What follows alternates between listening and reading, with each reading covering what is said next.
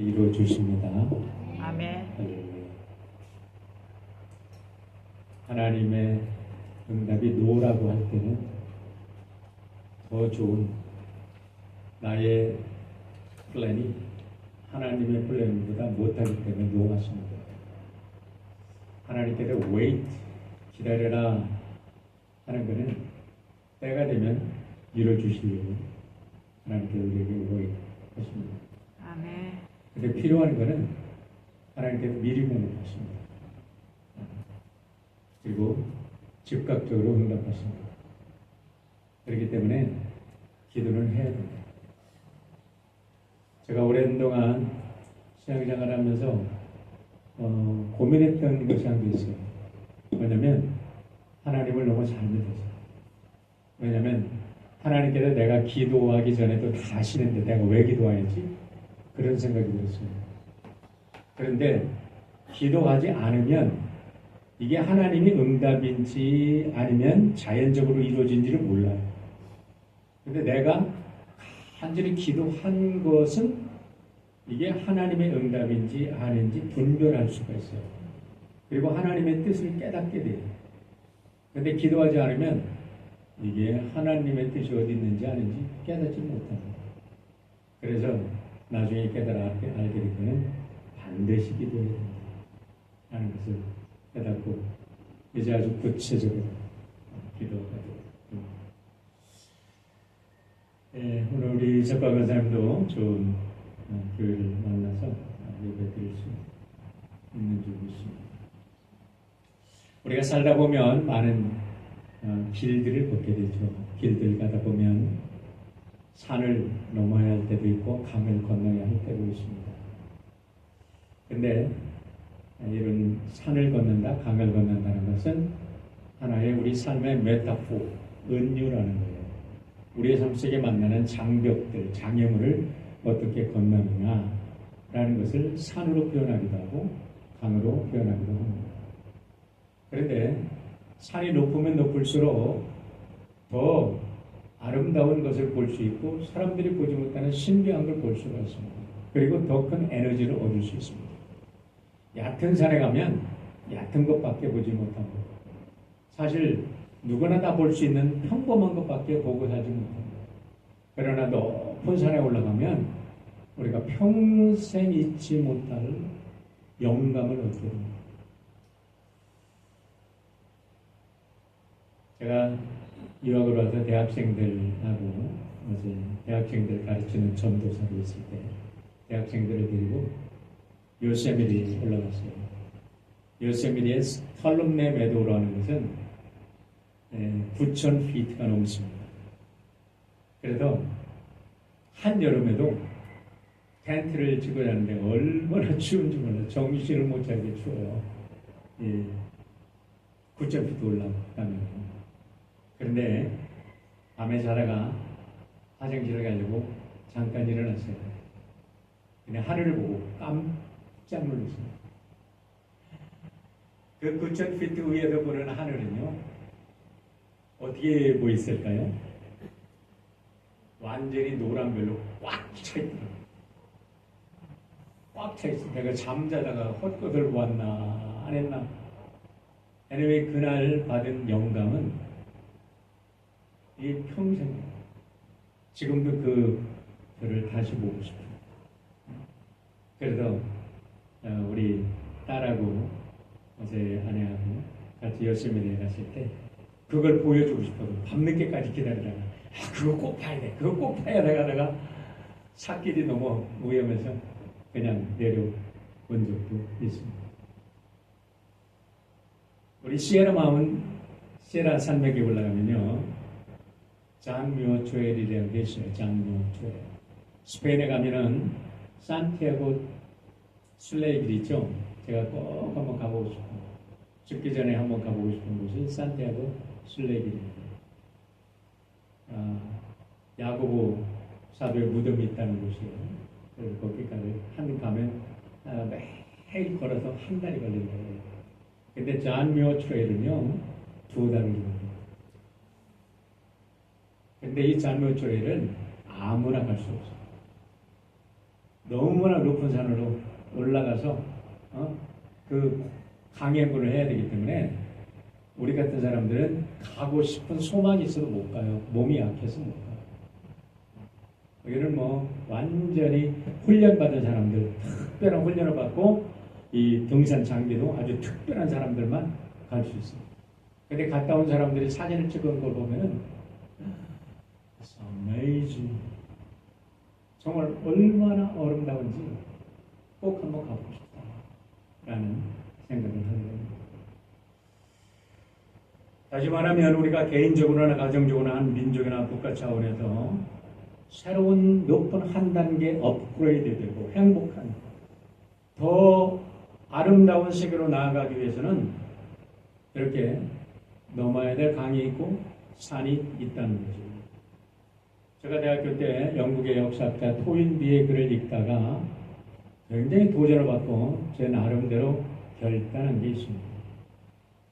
토인비가 쓴 글에 보면 하나의 명성 있는 가문이 태어나려면 3대가 걸린대요. 그런데 그거는 토인비 얘기가 아니라 영국 사람들의 일반적인 생각 속에 있는 이야기입니다. 영국 사람들은 한 신사가 태어나는데 3대가 걸린다. 즉 100년이 걸린다 이 말입니다. 어떻게 해서 100년이 걸리냐? 평범한 사람이 열심히 노력해서 부자가 됩니다. 그러면 보통 그전에는 이제 성을 산다고 해요. 큰 야외 나가서 큰 성을 사고 넓은 들을 사고 이제 많은 하인들을 거느리고 살게 되는데, 그래서 이 사람이 두 번째 단계는 어떻게 되느냐? 자기에게 일하는 사람들이나 이웃 사람들에게 많은 선을 베푸는 거예요. 그래가지고 명성을 얻는 거예요. 이 사람들이 그냥 선을 베풀어서는 안 돼요. 선을 베풀어도 진심으로. 그래도 인격이 와, 저 사람은 정말로 훌륭한 사람이다. 훌륭한 가문이다. 이렇게 인정받고 세 번째 단계에서 모든 사람들이 그 사람을 그렇게 존경할 때 이 영국에서는 그들을 올드머니라고 부른답니다. 여러분, 졸부는 절대로 올드머니가 될 수 없어요. 훌륭한 이 신사가 될 수 없다는 거예요. 내가 성공했다고, 내가 촌놈이 갑자기 판검사가 됐다고 절대로 신사가 될 수 없다는 거예요. 왜냐하면 가정교육에서 또 그 일반 사회생활 속에도 인간관계 속에도 다른 사람들의 관계 속에도 훌륭한 인품과 인격을 갖춘 존재로 다른 사람들에게 존경을 받고 다른 사람들에게 베풀 줄 알고 사람으로서 그런 정말 예수님의 품격을 닮은 그런 사람으로 살아갈 때 진정한 그 사람이 신사로 인정받기 때문에 이렇게 이야기를 한다는 겁니다. 이 촌놈이 가난한 농부의 아들이 그 책을 읽으니까 얼마나 도전이나요. 그래. 나는 가정에서 별로 배운 게 없죠. 뭐 우리 아버님 어머니 초등학교도 들어가 보지도 못하고 우리 어머니 글도 못 읽고 우리 아버지는 제 8살에 일찍 돌아가시고 농부. 그래, 내가 1세대에서 내가 열심히 해서 내가 뭐 성공하고 있어. 그래서 내 딸들은, 내 자식들은 걱정 없이 공부하고 지들이 하고 싶은 공부를 해서 이제 어느 정도 수준이 가고, 그래서 그 후대가 이제 모든 면에서 훌륭하게 갖춘, 인격을 갖춘 세대가 될 때 이제 그들이 진정으로 훌륭한 가문으로 인정받는다는 거예요. 그래서 영국 사람들은 이렇게 해서 무명의 사람들이 성공을 하게 되면 어떻게 되냐면 자기가 가정에서 그 사람들을 가르치지 못했기 때문에 자기의 자녀들을 아주 유명한 사립학교에 보낸답니다. 그래서 사립학교에 가서 자기가 가정에서 가르치지 못한 것을 자녀들이 사립학교에 가서 잘 배우는 거예요. 신사가 되는 것을 배우는 거예요. 훌륭한 인격자가 되는 걸 배우는 거예요. 그러면 그 아이들은 가정에서 배우지 못했지만 학교에서 어려서부터 학교에도 기숙사에 들어가도 그걸 배웠기 때문에 애들이 그렇게 산다는 거죠.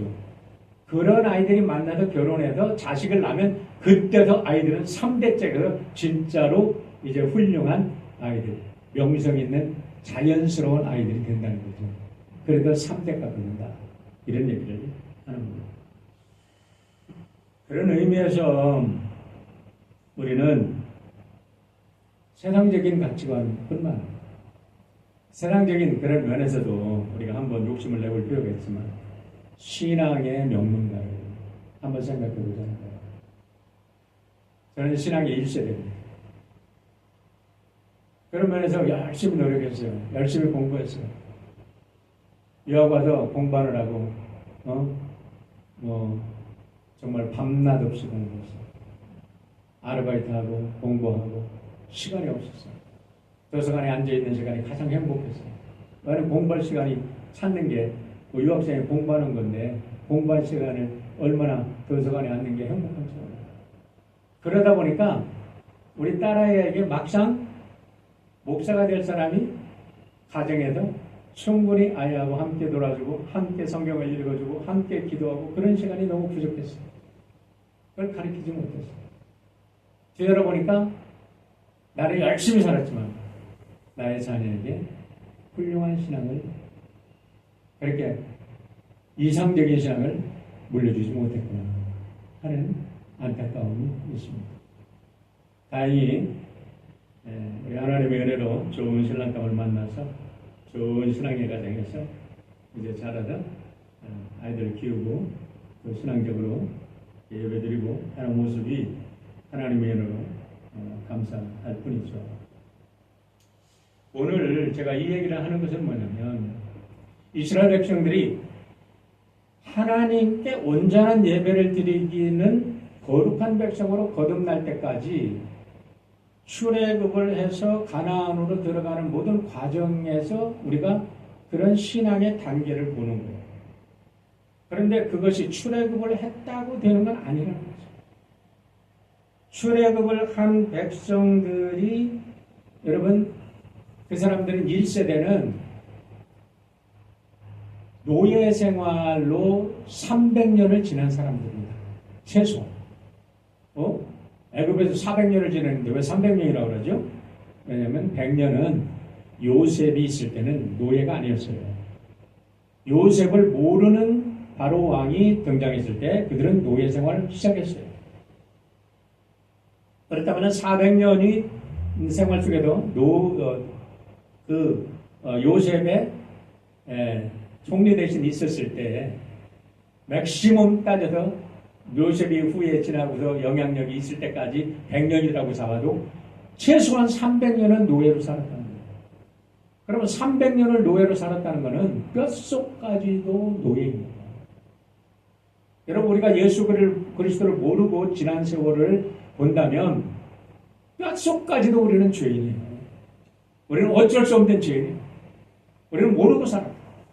예수를 모르고 살았다. 그러니까 우리가 잘났든 못났든 다 거기서 도토리 기재기고 우리는 믿음의 1세대라 그러면 우리는 정말 우리가 믿음의 1세대로서 내가 믿음의 1세대든지 아니면 우리가 믿음의 2세대든지 정말 우리 가정을 뒤돌아볼 때 우리 할머니 때부터 내가 가정교육을 받아왔는데 그러면 그렇다고 자랑할 게 아니라 그러면 진정으로 우리의 가정에도 얼마나 신실한 신앙교육을 받았는지 한번 생각해 보자는 거죠. 그러다면 내가 신앙의 몇 세대가 될 건가 라는 생각을 해보시기 바랍니다. 문제는 이 신앙의 1세대와 2세대를 비교해 보면 출애굽을 한 1세대와 2세대를 비교하면 너무너무 다르다는 거예요. 지난주에 우리는 요단강을 건넌 사람들을 우리가 요단강을 건넌 사건을 우리가 배웠습니다. 공부했어요. 말씀을 들었어요. 그런데 이 요단강을 건너기 전에 1세대들은 어떤 사람들이냐? 애굽에서 출애굽을 해서 넘어왔는데 자, 홍해를 건널 때 보세요. 출애굽기 14장 10절로 12절입니다.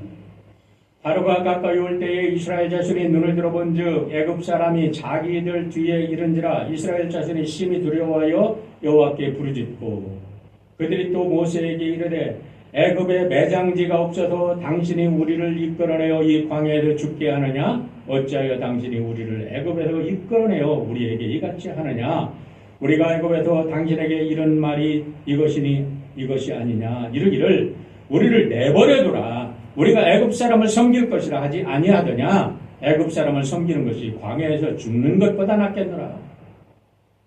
여러분 노예의 근성이 뭔지 아세요? 노예 삶의 목표가 뭔지 아십니까? 하루하루 그냥 서바이벌 하는 게 노예들의 삶이에요. 노예들은요 이 옆에 사람들이 죽어가든 마든 나만 살면 돼요. 그리고 하루하루 서바이벌 하는 거예요. 뭐 후대의 이상적인 세계를 건설하고 뭐를 이유가 아무것도 없습니다. 그리고 무슨 어려운 일만 생기면 너 때문에 하고 컴플레인 하는 것이 노예 근성입니다. 그런데 너무나 놀라운 사실이 있어요. 이 사람들은 눈에 닥치는 어려움만 보면 그 너머에 있는 자유의 세계, 그 너머에 있는 그 희생을 넘어서 오는 그 위대한 자유의 세계를 바라보지 못하고 항상 컴플레인 한다는 거예요. 민수기 20장 1절을 보세요. 자, 가나안 땅을 바로 앞둔 사람들입니다. 이제 가나안 땅을 40년을 헤맸어요. 40년을 헤매고서 그들이 가데스 바네아에서 리턴을 했잖아요. 정탐꾼 부정적인 때문에. 근데 40년을 헤매고 나서 하나님께서 다시 그 자리로 가데스 바네아로 모이게 했어. 근데 그때가 어떤 때냐면 안타깝게도 거기서 미리암이 죽었어요. 여러분 미리암이 누굽니까? 모세를 어렸을 때 죽어야 하는 모세를 방주에다 넣어가지고 그 바로의 공주까지 가서 아주 미리암이 똑똑한 아이야. 가서 유모로 어머니를 소개시켜서 모세를 키워온 모세를 그런 위대한 인물로 만든 사람이 미리암입니다. 그러니까 어머니가 돌아가신 후에 모세가 미리암이 반역을 한 것도 있지만 얼마나 어머니처럼 사랑하고 의지했겠어요. 근데 그 미리암이 죽었는데 1절에 미리암이 죽었다는 얘기가 나옵니다. 민수기 20장이에요. 2절과 4절을 읽어보세요. 자, 보세요. 회중이 물이 없으므로 모세와 아론에게 모여드냐. 백성이 모세와 다투어 말하여 우리 형제들이 여호와 앞에서 죽을 때에 우리도 죽었다라면 좋을 뻔하였도다. 너희가 어찌하여 여호와의 회중을 이 광야로 인도하여 우리와 우리 짐승이 다 여기서 죽게 하느냐. 여러분 이거는 40년 전에 컴플레인을 하는 거하고 40년 광야에서 그 많은 혹독한 훈련을 받고서 하는 컴플레인하고는 전혀 차원이 다른 얘기예요. 다른 얘기여야 하는데 똑같다 이 말이야. 40년이 지났는데. 신앙생활 우리가 모태신앙이다 하는데 50년 60년이 지나도 똑같은 컴플레인 하는 사람들이 있다는 말이죠.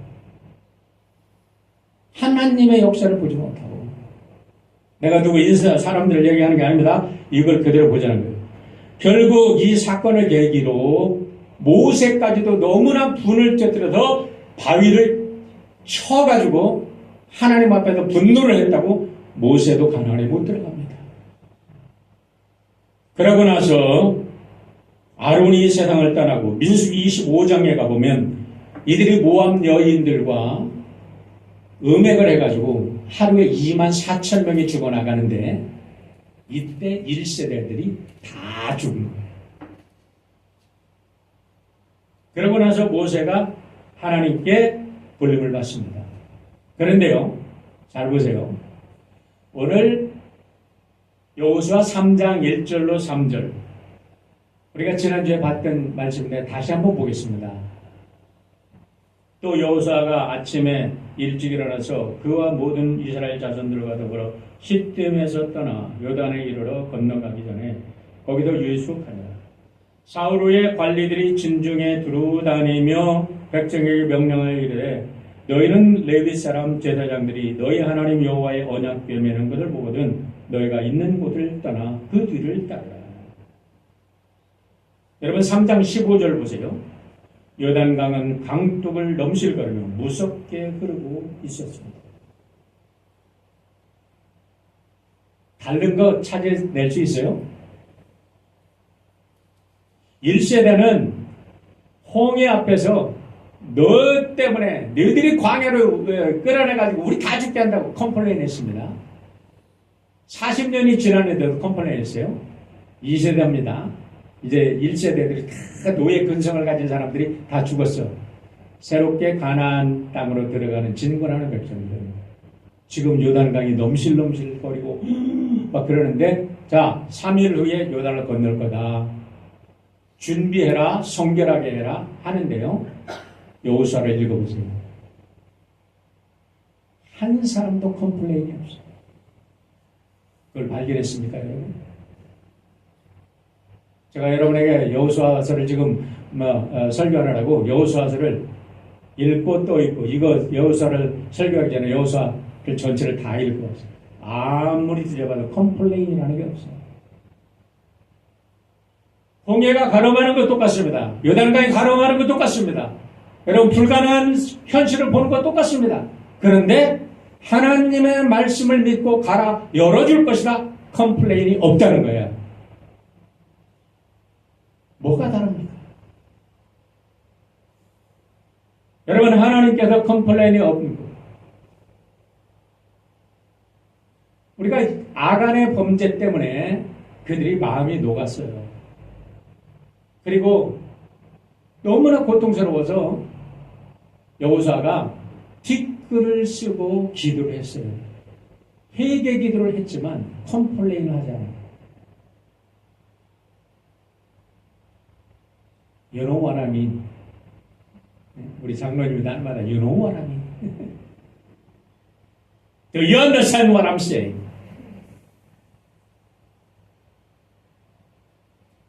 우리가 믿음으로 하나님을 진심으로 믿고 불가능한 것 같지만 믿고 컴플레인하지 않고 함께 나아가면 하나님의 그 믿음을 보시고 불가능을 가능케 해주시는 하나님인 줄 믿으시길 바랍니다. 이게 필요한 거예요. 여러분 신앙생활을 몇 년 하셨습니까? 아직도 저 광야에서 헤매는 그 1세대로 살아갈 것입니까? 아니면 저 요단을 건너서 새롭게 새로운 세계를 개척하는 위대한 백성으로 살아갈 것입니까? 우리들에게는 요단을 건너야 될 강이 있어요. 우리가 무너뜨려야 될 여러구가 있습니다. 그러나 그 앞에 서서 컴플레인 하는 자들은 결코 하나님의 백성이 될 수 없고 하나님의 심판을 받을지언정 하나님의 축복을 받을 수는 없어요. 그런데 무식하게 정말 무식하게 그냥 믿고 나가면 하나님께서 기적을 일으켜 주시고 하나님께서 그들을 통해서 기념비를 세우게 하시는 줄 믿으시기를 바랍니다. 오늘의 내용은요. 기념비를 세우라는 거예요. 그 제사장들이 요단강에 밟고 섰던 돌을 12 지파들이 가서 한 명씩 가서 돌을 들여다가 기념비를 세워라. 왜 기념비를 세우라고 했어요? 하나님께서 그 불가능의 요단강을 멈추게 하시고 너희들이 마른 땅으로 건너가게 한 그 기적의 역사를 후대 손들에게 영원히 가르치라는 의미에서 여러분 기념비를 세우라고 하신 겁니다. 이거는 순종의 기념비, 순종하는 자들에게 주시는 축복의 기념비인 줄 믿으시기 바랍니다. 여러분의 인생에 기념비를 세우신 적이 있습니까? 예, 세우신 분들이 계실 줄 믿습니다. 그러나 아직까지 여러분들이 인생에 특별한 신앙의 기념비를 세우지 못했다면 오늘 우리 권사님께서 기도하신 것처럼 여러분은 우리 성전을 짓는 일이 여러분의 앞으로 인생에, 그리고 여러분의 가족을 하나님께서 축복하시는, 그리고 이 땅의 많은 영혼들을 축복하시는 또 하나의 기념비가 되시기를 주의 이름으로 축원합니다. 저는 제가 이때까지 신앙생활을 하면서 하나님께서 그래도 부족하지만 제 인생에 기억에 남는 기념비 3개를 주셨어요. 첫 번째는 소망의 집입니다. 지난주에 소망의 집에서 조그만 선물들을 보내주셨죠. 소망의 집이 어떤지 한번 보실래요? 저기에 서 있는 친구들이 제 친구들이고, 가운데 있는 여자분이 옆에 있는 여자분은 저기 우리 원장님이에요. 그리고 제 옆에 있는 친구는 공주대 총장 대리를 한 my best friend이고, 우리 원장님 옆에 있는 친구는 정효라고, 이 친구들이 이제 대학 동기들이에요. 같이 소망의 집 이사들이에요. 제 딸하고 제 사위를 데리고 제가 여기를 방문했어요.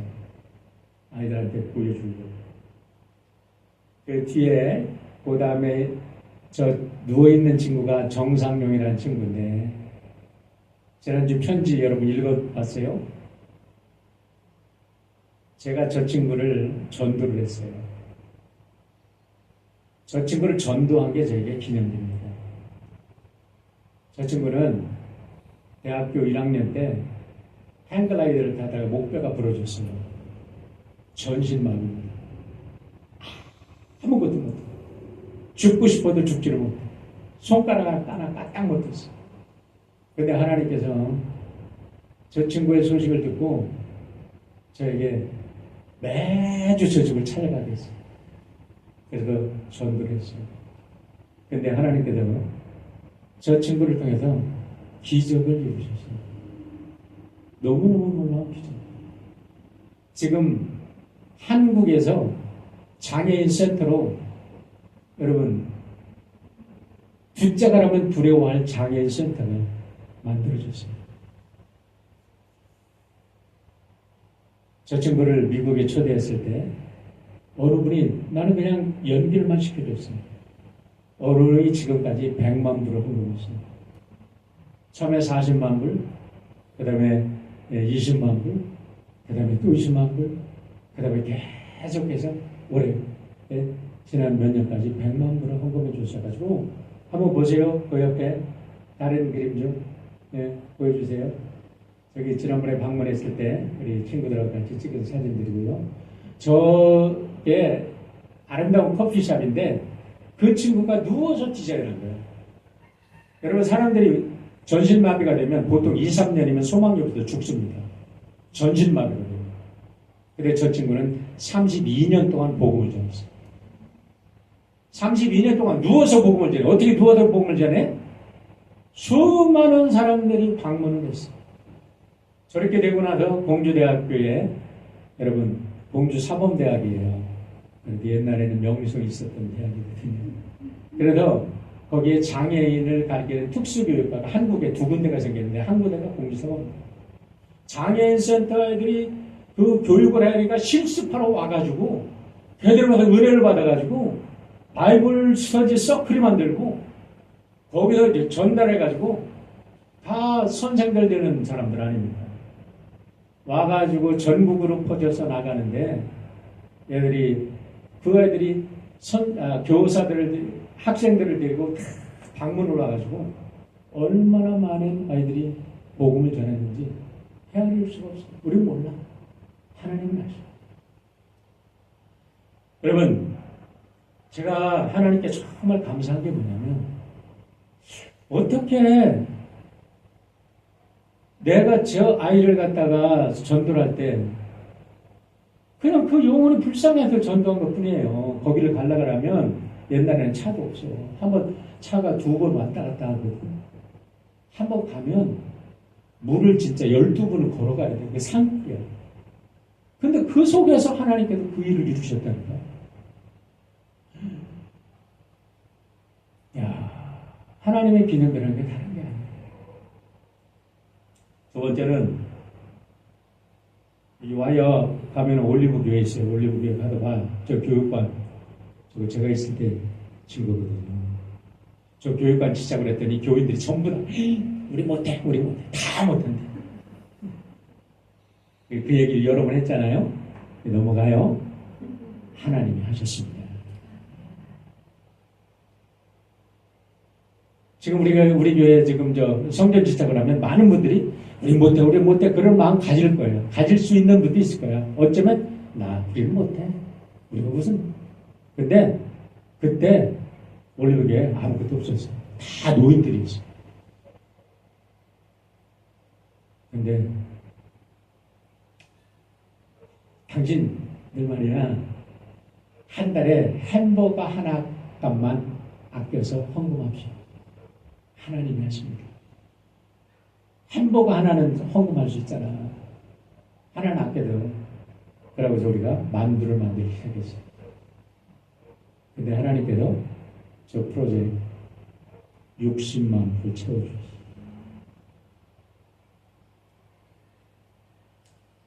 마지막으로 또 하나 2019년에 여러분 저게 뭔지 아세요?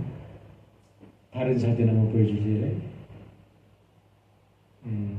그거 말고 그 나중에 저게 유관순 저 옆에 있는 꼬마 아이는 유관순이고 이쪽에 서양 이 부부가 서 있는데 하나는 로버트 샤프 하나는 앨리스 샤프입니다. 로버트 샤프하고 앨리스 샤프가 이 미국에서 한국으로 선교로 파송된 사람들이었어요. 그런데 하나님께서 그 사람들이 한국에 가서 눈이 맞게 해서 결혼하셨어요. 그러고 나서 공주라는 것이 옛날에는 대단했던 곳이에요. 교육도시고 관찰사도 있고 그러니까 도청 소재지였어요. 글로 파송이 됐어요. 그런데 로버트 샤프가 선교 갔다가 전도하러 갔다가 막 진눈깨비가 쏟아지고 막 무박이 쏟아져가지고 조그만 집으로 피해 들어갔는데 그 집이 어떤 집이냐면 상여를 놓는 집이었어요. 시골에서 상여 갖다 놓잖아요.